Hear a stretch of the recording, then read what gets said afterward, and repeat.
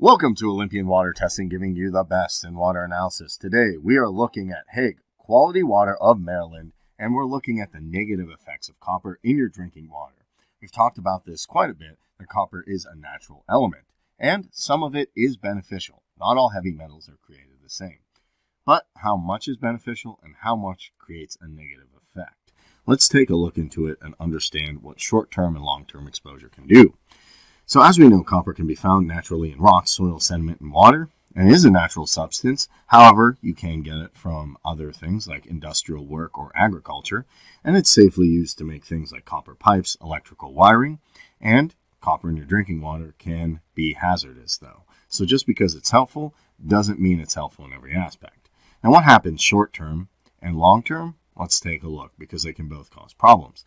So the FDA recommends that adults consume 2 milligrams of copper a day. And most of us get this allowance naturally through eating foods like grains, nuts, leafy greens, shellfish, and other types of foods. So as long as we're eating a balanced diet, you're probably getting enough of copper. You don't necessarily need it in your drinking water. And that's what happens when it is in your drinking water, or if we have too much. When we take in too much copper, whether it's through drinking water or food, it can lead to health problems. So short-term exposure to elevated levels of copper can lead to gastrointestinal issues, and long-term exposure to copper in your drinking water can have more serious challenges. And these are quite notable, such as kidney problems, liver problems, anemia, and it can even generate things like cancer or other issues. And your body will generally protect you from copper poisoning by preventing excess copper from entering the bloodstream. But your liver can only filter out so much.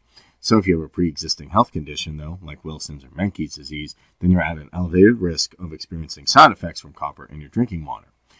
So how does it get in your drinking water? It usually gets there through the pipes. The plumbing fixtures start to corrode, and then as it ages, depending on how long the water sits there, you can get some copper leaching into your water. It could be elevated or it could just be a bit, but for well owners as well, the acidity of water is another concern. Copper from your pipes and fixtures can accumulate in only a few hours, so that's something to note if you have a well. So how can you protect your family from copper in your drinking water? Well, some things you can do are flush it, and even if your home uses a municipal water source and it filters that out, it's still a good idea. Now, some people have tried boiling. Boiling your water will not remove copper, and chlorine is also ineffective. So just trying to boil it out, trying to get bottled water, trying to use chlorine isn't the greatest way. You can use a filtration system, and that's a good idea.